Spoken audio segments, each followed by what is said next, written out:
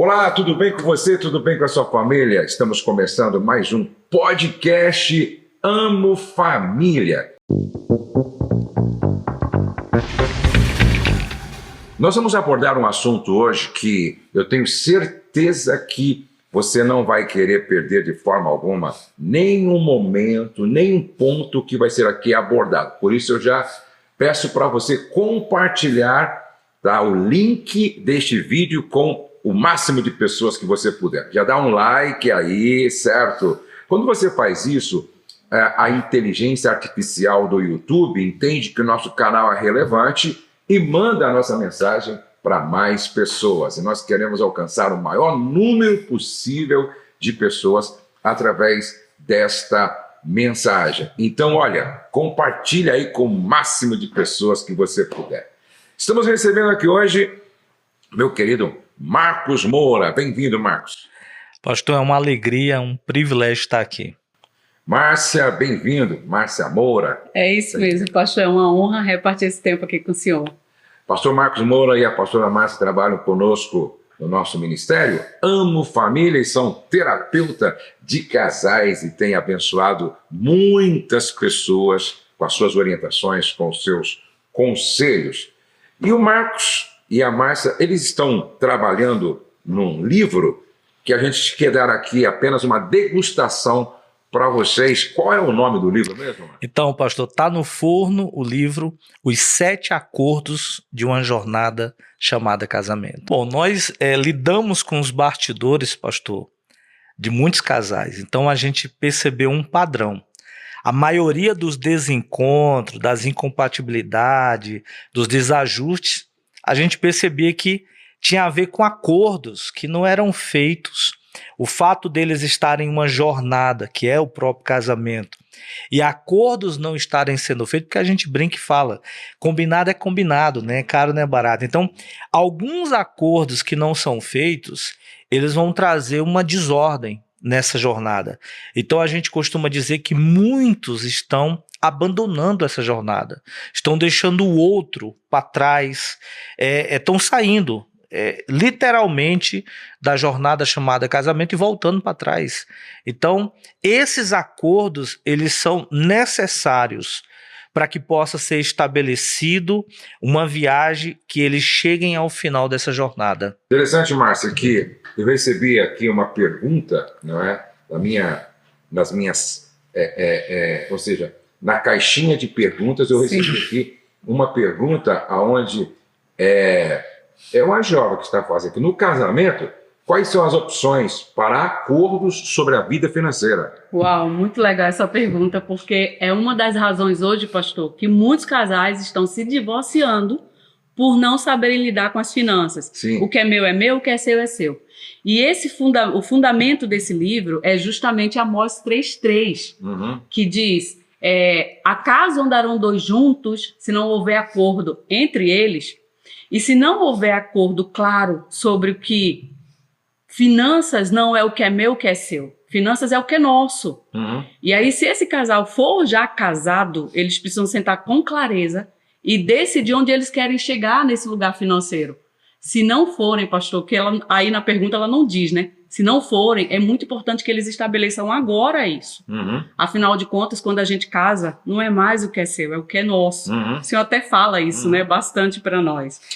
E é interessante que eu ouvi ainda hoje uma definição de casamento, e a pessoa disse assim: casamento é como comprar um terreno, os dois compram um terreno para os dois construírem uma casa. Bacana. Entendeu? Então, tudo que for feito em cima desse terreno terá o envolvimento dos dois. E a maioria dos casais que não conversam sobre finanças antes do casamento, depois tem sérios problemas, né, Marcos?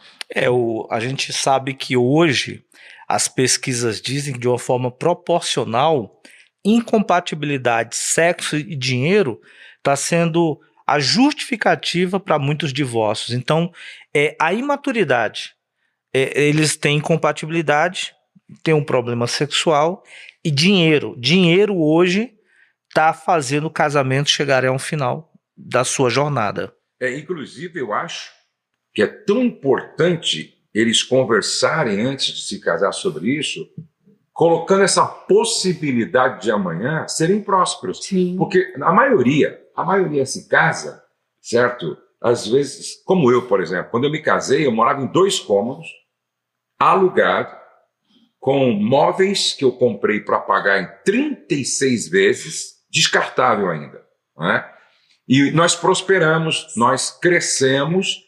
Agora, será que nós vamos administrar os recursos do mesmo jeito agora como administramos quando tínhamos pouco? Acho que até isso tem que ser falado, né, Márcia? Tem que ser falado, pastor, porque é a mentalidade que vai fazer você chegar no lugar em que você tem como objetivo, que são os 7 acordos. Então, você tem que chegar em um destino. E se você não conseguir desenvolver ele bem hoje, como a gente desenvolvia no início do casamento, isso vai dar problema porque cada um vai entrar com um projeto individual. Exato. Diferente do que aconteceu com o pastor e a pastora Rose. Então, vocês continuam hoje, mesmo depois de tudo isso, depois de 36 vezes pagando imóveis, vocês hoje continuam juntos prosperando. Mas porque estabeleceram esse valor entre vocês. O mesmo projeto, né?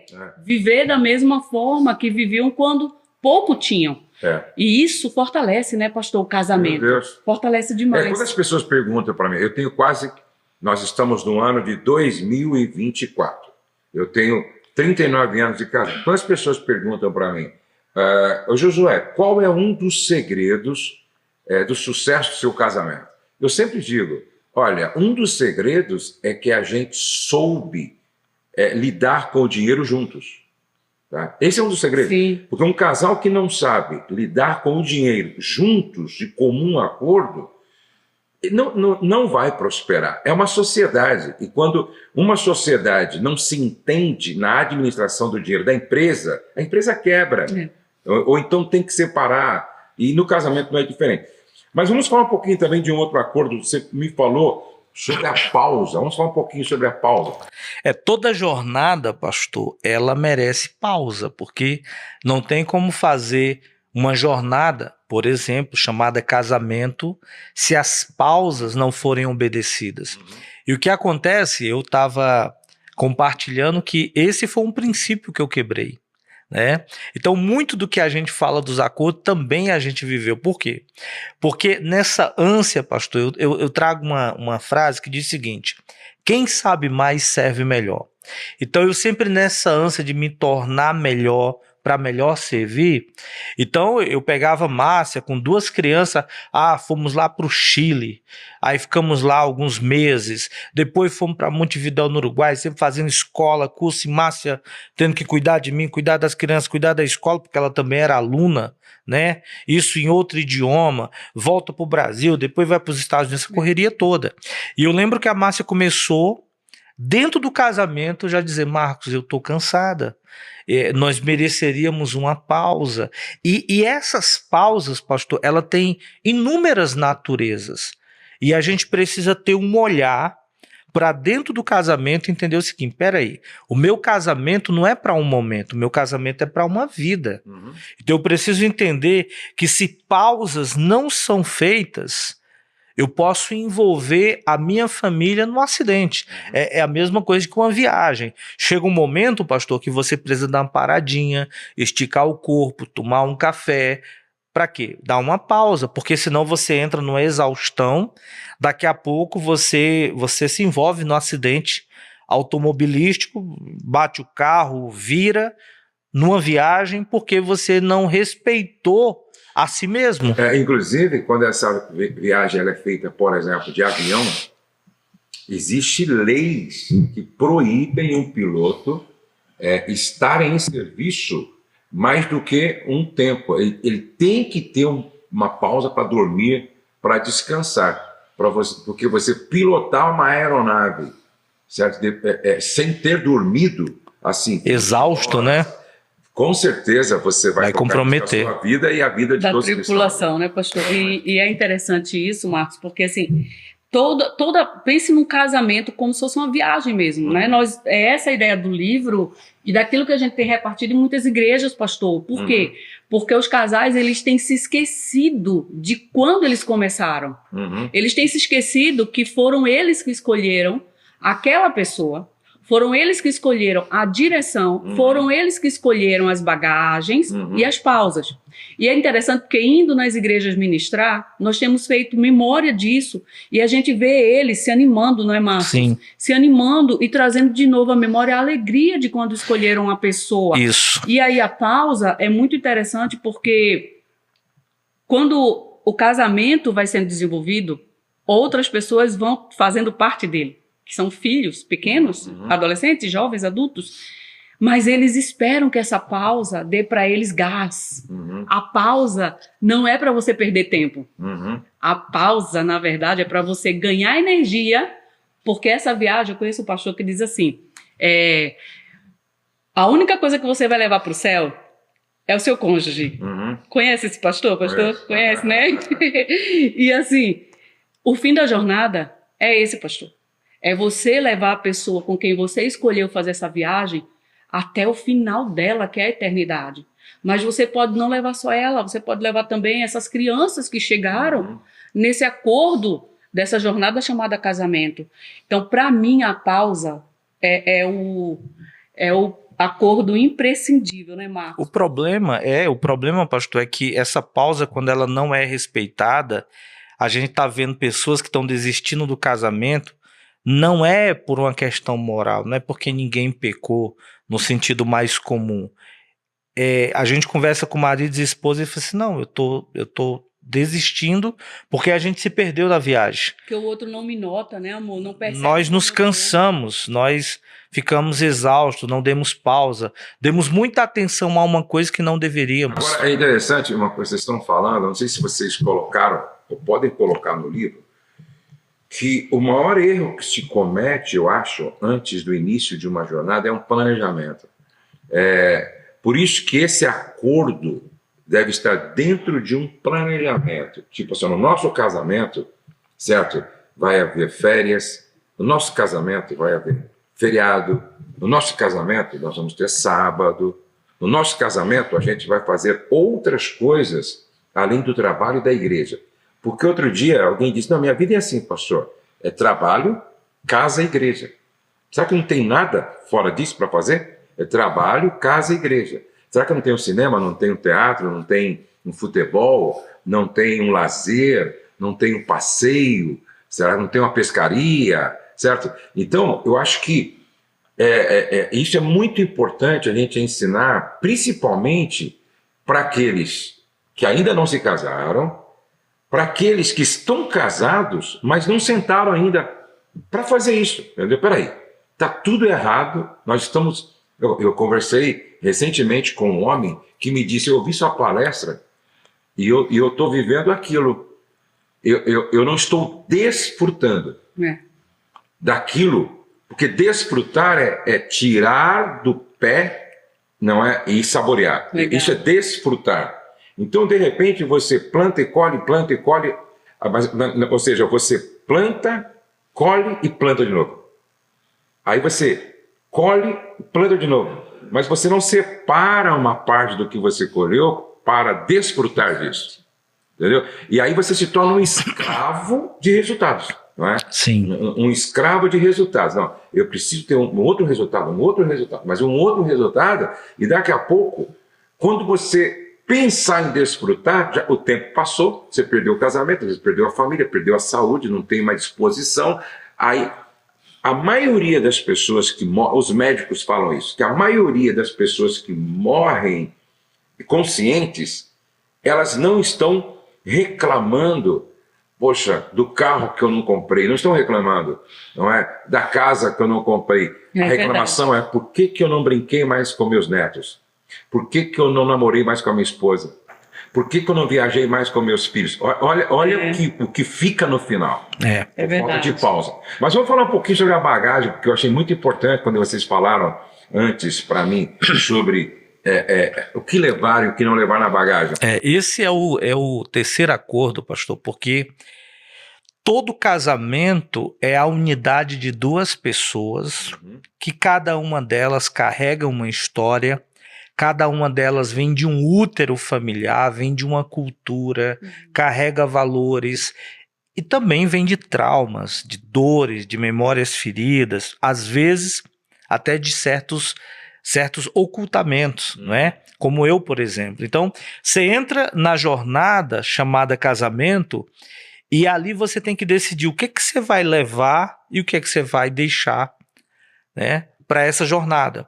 E no nosso caso, nós acabamos levando algumas coisas em excesso. E hoje, para quem está nos ouvindo, tem que entender que talvez, pastor, o casamento ele não é mais leve, não é mais viável, porque está sendo levado bagagem que não merecia ser levada. Eu carreguei histórias minhas de dores para dentro do nosso casamento, onde lá na frente nós quase chegamos na iminência de uma tragédia, de uma separação, não é? E hoje é uma das coisas que a gente presta muita atenção sobre as nossas bagagens e a gente tem ensinado para as nossas filhas. Porque se as bagagens elas não forem prestada atenção sobre elas, você pode estar levando ou deixando o que merecia ser levado, né? E é interessante, né?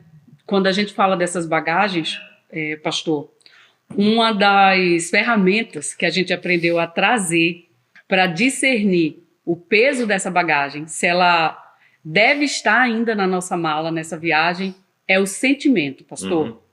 Porque sentimento, ele vai nos conduzir a um comportamento. Vou repetir. Um sentimento vai nos conduzir a um comportamento. Então, a cultura que ele traz com ele, desde o seu nascimento, sua infância, e as que eu trago comigo, desenvolve sentimentos. Então, quando eu compartilho alguma coisa com ele, eu faço alguma coisa, e ele tem uma reação a isso, a essa minha ação, essa reação vai gerar em mim um sentimento. Então, muitos casais hoje estão sendo guiados muito mais por sentimento do que por racionalidade. Então, você precisa entender, marido, mulher que está nos ouvindo aqui, ou jovem que vai casar, né, pastor? Nós temos aqui uma turma que vai casar daqui a pouco. E a gente precisa deixar claro isso para eles, que o compartilhamento do sentimento vai fazer com que essas bagagens elas se tornem mais leves.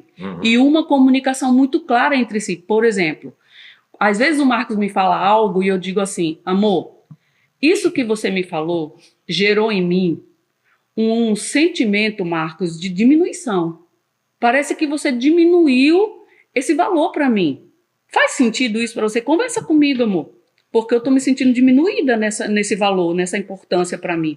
E ele vai e fala, assim, Márcia, eu só quero lhe dar uma vez uma palavra. E quando eu falar uma só vez, a verdade é o que eu estou dizendo, não o que você está sentindo. Por quê? Porque eu trago a bagagem da minha família que o que eu tinha como valor nem sempre era prioridade. Então eu acabo transferindo isso para ele, né? Então a importância dessa comunicação, até para entender o que as bagagens trazem em nós de sentimento, não só de comportamento. Então bagagens assim vai ser um ponto crucial. São bagagens emocionais, né, pastor? É muita coisa que a gente traz para a jornada. Exatamente. E agora, sem diálogo, a gente não consegue. A gente não consegue resolver isso. Porque, às vezes, eu posso até ver na bagagem da minha esposa algumas coisas que não são necessárias. Ah, mas eu não vou falar porque eu vou entristecer. Esses dias alguém disse para mim isso, não tem nada a ver com a bagagem, mas tem a ver com um aspecto importante no casamento. A mulher disse assim, meu marido tem um mau hálito terrível, mas eu tenho medo de falar e entristecê-lo. Eu sempre digo que a verdade, ela dói. Sim. A verdade, ela dói. Por quê? Porque nós não gostamos de ouvir a verdade. Nós não gostamos. Porque a verdade mexe com o nosso orgulho, né? A verdade mexe com a nossa soberba. Sim. Certo? Ninguém gosta de ouvir, poxa, você está com mau hálito. É desconfortável, mas é necessário. A minha esposa já falou isso para mim mais de uma vez. Eu me lembro que uma vez nós estávamos namorando, ela falou, pô, José, você está com um pouco de mau hálito, você está um pouquinho de mau hálito. Eu encaro isso com naturalidade, porque a nossa maturidade leva a isso. Aí eu vou lá, vou me cuidar, certo? Aí depois eu fui ao dentista e tal. Agora, tem pessoas que se a mulher falar isso, talvez ela vai explodir, vai ofender, vai... Entendeu? Quando, na verdade, deveria agradecer. Agora, é confortável?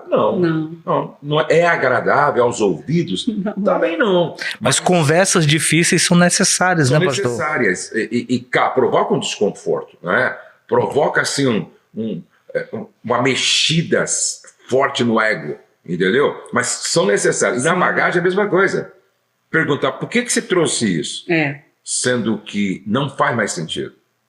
Então, mas se não houver essa compreensão e essa abertura para um falar para o outro a verdade, fazer perguntas difíceis, as pessoas vão carregando esse peso desnecessário até ficar insuportável. E traumas, né, pastor? Eu vou dar um exemplo. A Márcia vem de uma família que um período da história dela foi muito difícil, né? A Márcia passou por momentos assim de privação. E eu lembro que quando nós casamos, pastor, acontecia um fenômeno. As coisas dentro do armário, elas perdiam a validade. Na geladeira, perdia a validade. E eu achava aquilo estranho, não é?